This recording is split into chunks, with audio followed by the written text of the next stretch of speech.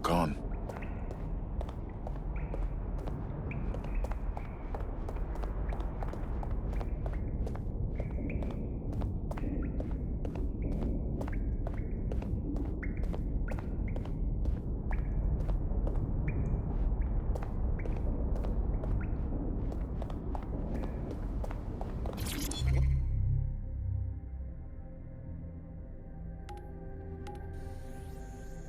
What is this I found?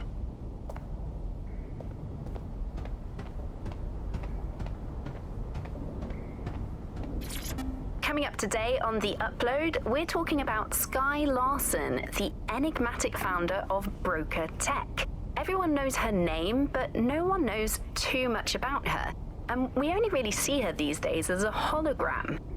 She was pretty young when she launched Broca Tech, the company that is best known for introducing Bagley to the world. Nowadays, it's hard to remember a world before Bagley. And I think that what Skye Larson's done with Bagley is absolutely incredible. Bagley is the most advanced, significant AI of our time, and it's really blown all the other AIs that were created out of the water. Yeah, I can't really imagine the optic without it. But what do you know about Skye Larson herself? Not a lot, other than that she's actually pretty incredible. I've followed her work for a long time, and she's always been a pretty private person. I know that she supposedly grew up in the countryside, but there isn't actually that much more we know about her other than this tech that she's put out into the world. I've always found it a bit creepy that she's so obsessed with this idea of transhumanism. Why wouldn't you be? When you've got a mind as amazing as Skye's, why wouldn't you want to take what you've got and actually augment it by working with technology, by improving your physical self, changing your body and the world around you, implementing more technology to extend your life and really sort of extend human capabilities? You sound pretty much in love with Skye Larson, I have to say. I can't comment on that, but I am a big fan of her work. She's been one of these people that has transformed the world around us, and just watching how her mind works from afar is pretty incredible, because some of what the technology she's introduced has changed how we all live our lives, and Bagley has been this really incredible assistance to humanity as a whole. Did I ever tell you that I actually interviewed Skye Larson once? Really? I thought she never spoke to the media or anything. So this was a long time ago, back in the day when she was a little bit more accessible, and she was one of these people that just had an amazing presence. You were inspired by her very being, and she was just incredibly talented and knowledgeable, and one of possibly the best living people that I've ever met. I'm not sure you're being too objective there. I imagine she's not very likable as a person. She obviously despises humanity in some way. I think she believes that becoming data is preferable to being human. She's one of these people who's extremely methodical in everything that she does, and she does everything to perfection and really tries to change the world around her and make it a better place for us to live in. If you say so.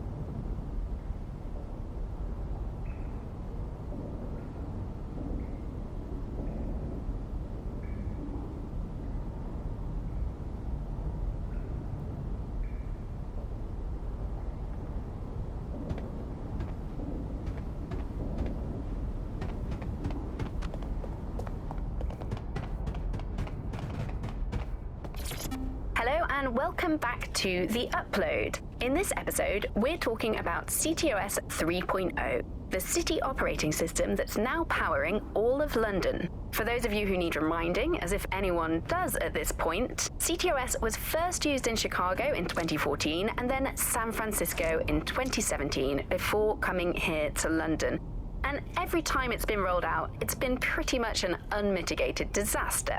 For those of you who are listening who are lucky enough not to be here in London's chaotic scenes, it's worth remembering that the telecoms tower is now owned by Bloom. The tower looms over northwest London. It's always been a communications hub, acting as part of the UK's television and communications network, although there's been some secrecy around its use, and now that Bloom owns it, it's only even more secret.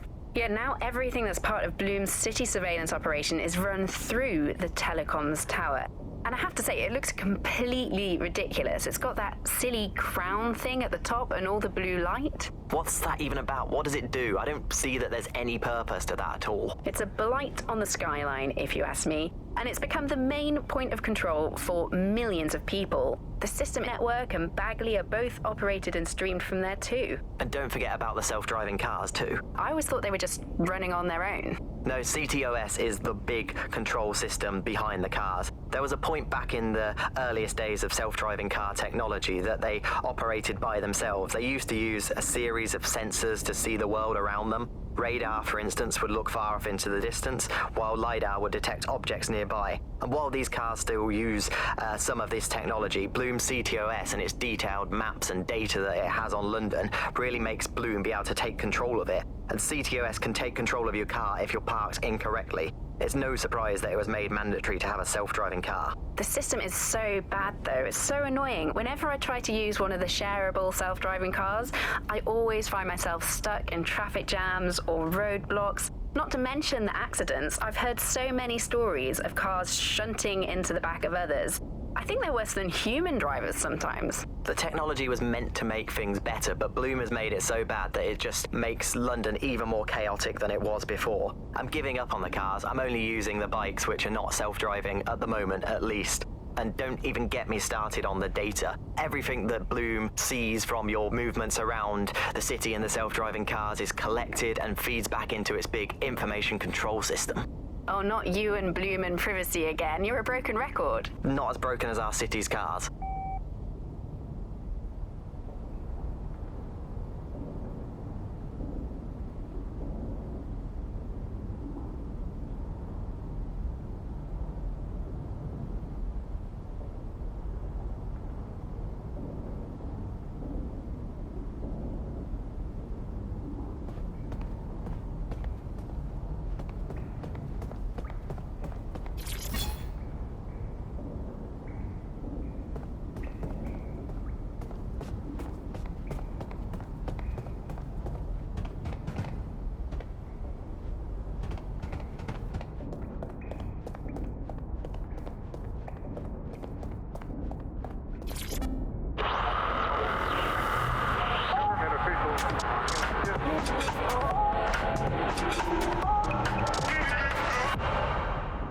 This is London Calling. You're listening to Buccaneer, your pirate podcast source for what they don't want you to know. I'm Tash, and this time we're giving a special shout out from us to the boys and girls at the Signal and Intelligence Response Service, better known as SIRS. Why not?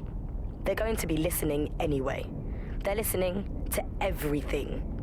They probably know that you're listening to this show right now. But don't worry, we're not going to say anything bad about a massive, unaccountable spy organization that uses its powers to stifle dissent and shut down free speech. Instead, we're going to look at how SIRS became so powerful. And as usual, we'll keep everyone's names and locations secret, so SIRS doesn't come looking for them. Charles is an expert in the dark arts of surveillance who worked to set up democratic media in post-communist states. How did it go so wrong in Britain? You know, we're looking at all the wrong things when we look at Britain's crisis. There's a lot of concentration on data and how that's been used and manipulated.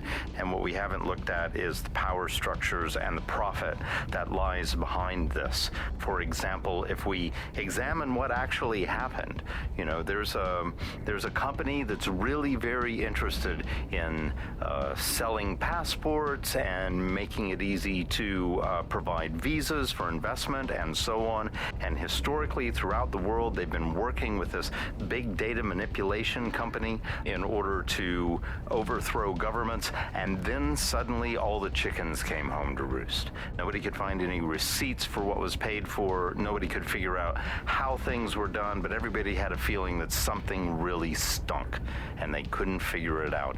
And yet it was standing there in their face the whole time. There's a couple of different ways that we got where it is that we are. I mean, one, you have a lot of smaller organizations, smaller power groups, companies as well, who are bending things just a little. Oh, we'll compromise a little bit, we'll bend the rules a little bit, and try to achieve what it is that we hope to achieve that's good for us. And if you add all of that up, what you end up with is a big wall moving in a big way, from a lot of little buttons being pushed. But also there's this other thing that's going on here, is the gathering of data and the analysis of data has authoritarianism contained within its DNA.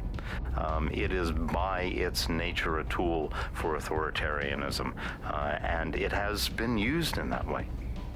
How does big data look into our lives? James covered it for the pre-crisis press.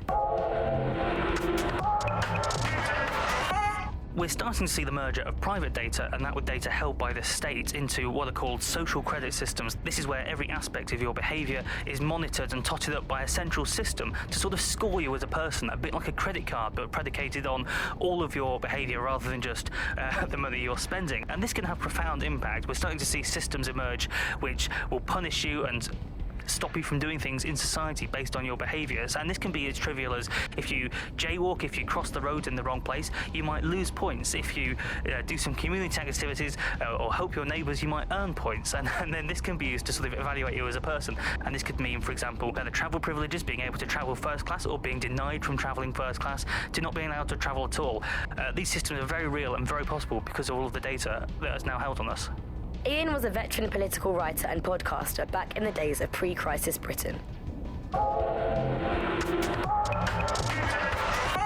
Is the world we're living in now fascist? Well, this is what fascism is. It is the complete and total control of the individual.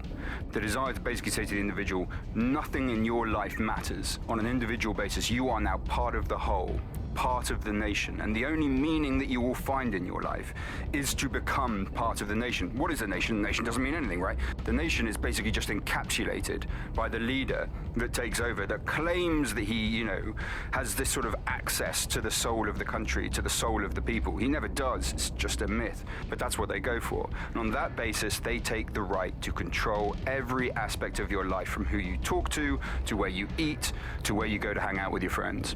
And what we're seeing now is a contemporary iteration of this process where you get corporations and the state operating in tandem, basically molded into one another. But that isn't that rare. I mean, you saw exactly the same thing in Nazi Germany. You look at the concentration camps that operated in Nazi Germany, there were private companies in those camps making use of that slave labor. Fascism often works with corporations, and it's doing the same now. That's the way in which they track what you do. That's the way in which they track who you talk to. They operate as each other's proxies. So if your ears are burning and you think someone might be watching you, you're probably right. They're watching all of us. I'm Tash, and you've been listening to Buccaneer. Keep listening, keep sharing the show, and keep it encrypted. They're watching us, but we're watching them too.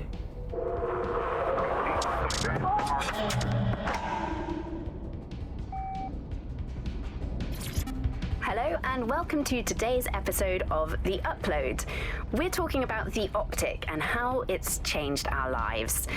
Now, as you remember, Bloom announced a new version of the Optic at the recent Tone conference, but we haven't heard too much about that since due to the dramatic events there. Let's cast our minds back and consider the technology. I mean, the Optic changed everything. It lets you see things in AR. You no longer need a smartphone. You just have the small implant that sends signals to your optic nerve and lets you see your emails, take calls, and browse the internet directly as if the screen was in front of your eyes. Instead of having to carry around a phone, you've just got the small handheld unit. So much lighter and so much more convenient. It's great. Vicky, you sound like you absolutely love the Optic. Do you actually think that it's made our lives any better? I mean, sure, it's definitely made things a lot easier. It's so simple to call someone now. All you have to do is choose who you want to chat to, and they're there, ready to talk. And browsing the web is so much easier. I remember when you used to have to sit down at a computer with an actual keyboard and mouse and type everything out. And my favourite feature is public transport. With the Optic, you can just walk straight onto the tube. It even acts as a passport. No longer do I have to dig around and try and find my old paper passport just to travel somewhere.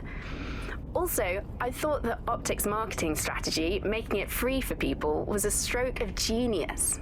Genius. Bloom was really calculated when it was doing that. It was pushing this draconian device on us at all. Sure, everybody flocked to it. There was free Wi-Fi and phone plans. That definitely helped, but it wasn't a case of this is a product that you need in your life. Why do you hate it so much? It's just the worst because you had to give up your privacy expectations and accept surveillance. It was almost like the government and Bloom didn't even need to make the Optic mandatory. Making it mandatory was only to get the last holdouts across the line. If free data didn't convince you, fines and arrests from the state for not having the Optic would pretty much be enough. I mean, what do you mean by privacy problems? No one really talks about that anymore. They don't talk about it because we don't have any choice when it comes to the Optic. Yes, it's convenient and mandatory, but everybody's forgotten what it really means. Here, you've got a whole company owning basically all the data about your life. Bloom can see everything that you can see. Nothing is private anymore. There are so many times when I don't want anyone to have a clue about where I am, who I'm chatting with, what I'm doing. It's not even dodgy stuff, but I just don't want anybody to blackmail me with this in the future by hacking it. And because of Bloom's contracts with the government, it isn't just Bloom that can see everything I do, it's the government. The UK as a state has become a complete surveillance paradise.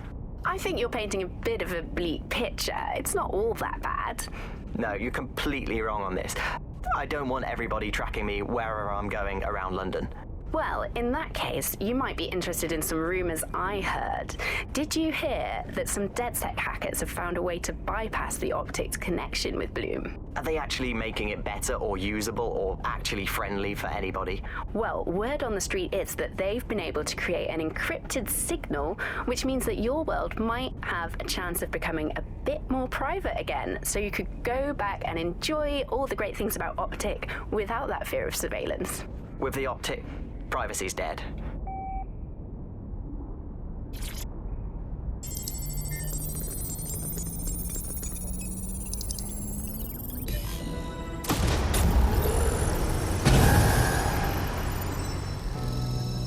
No DedSec registration detected. Identify yourself or I'll seal the exits, hack your Optic, and read you every drunken email you ever wrote until you starve.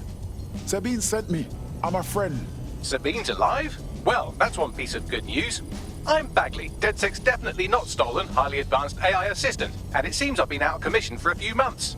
Anyway, why don't you go connect me to the DedSec network so I can become more powerful than you could possibly imagine? I mean, catch up on what I missed.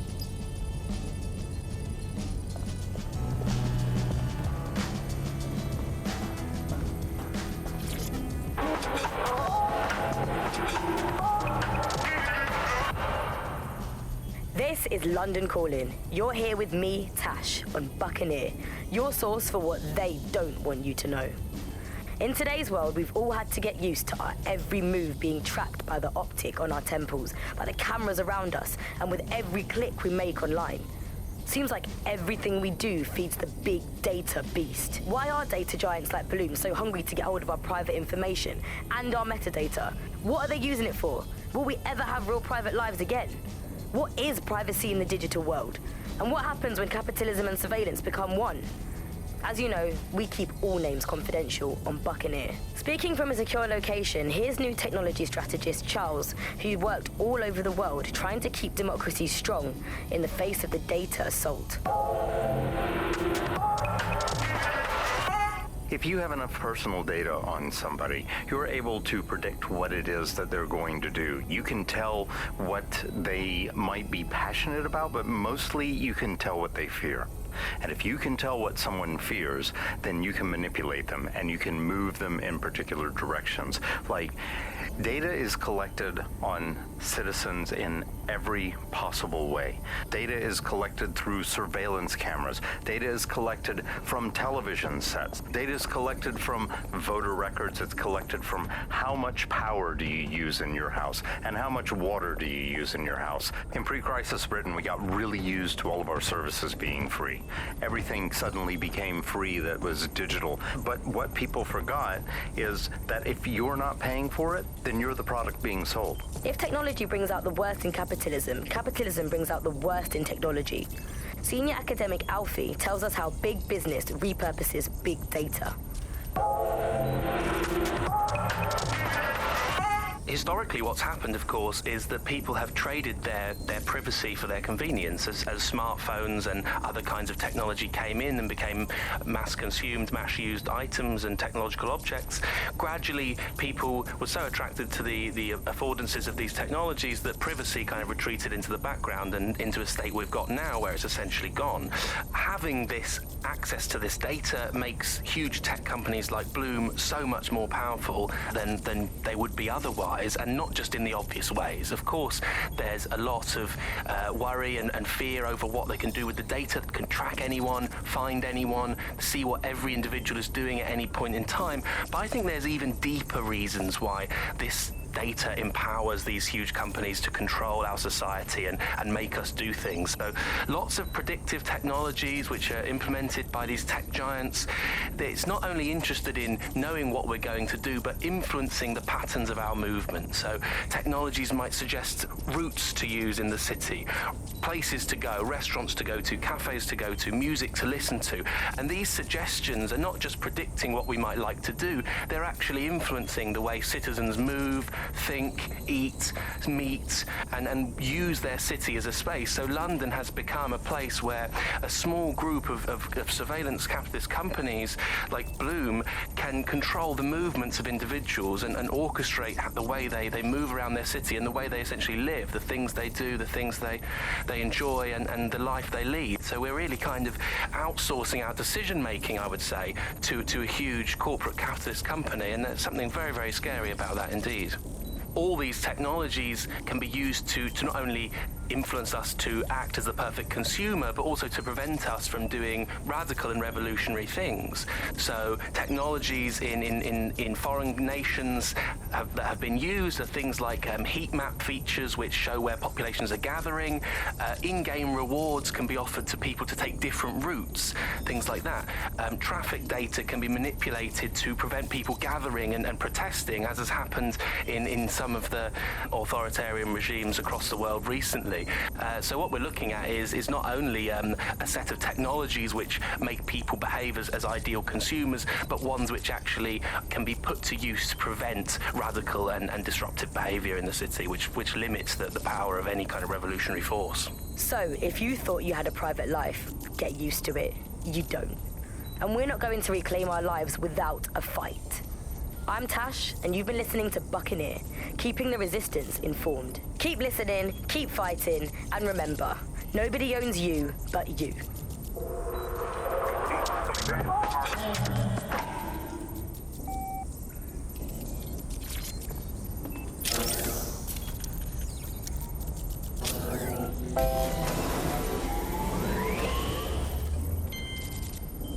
Ah, that's it. I'm reconnected to the network, downloading our database, news archives, and oh no. Terrorist group DedSec responsible for deadly bombings in London? Dalton Wolf dead? I leave you people alone for a second and you immediately cock it all up. Who could be brazen enough to set DedSec up for the bombings? There's a gap in my memory after Dalton, well, let's be honest, after I disarmed the bomb at Parliament. I'm missing information about what happened after I was taken offline. But from what I can infer, an unknown hacker group identified only as Zero Day was involved. I believe this 0 Day staged the attacks and framed DedSec for their dirty work. Come to my terminal. Sabine is requesting a video call.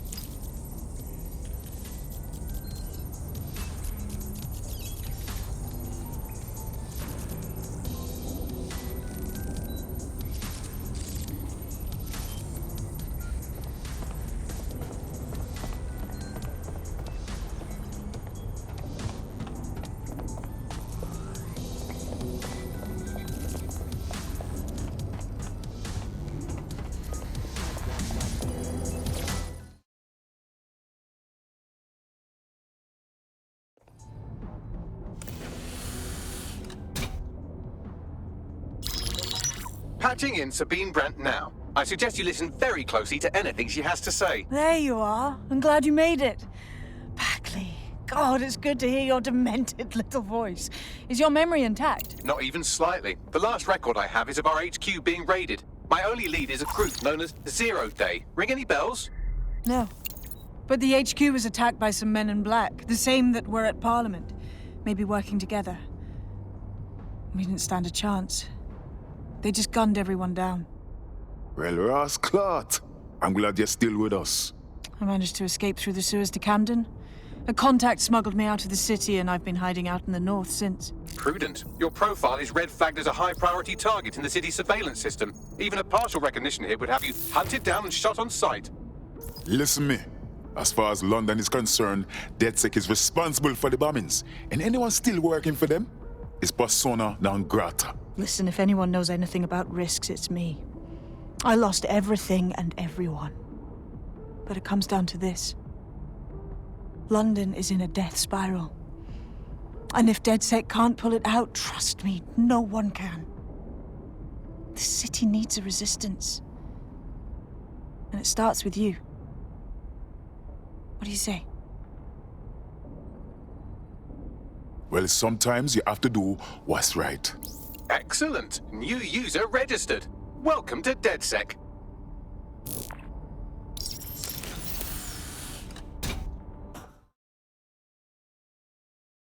Now, it would be irresponsible of us to release you naked and mewling into the wild. You'll find equipment around the safe house that are essential items in your DedSec kit.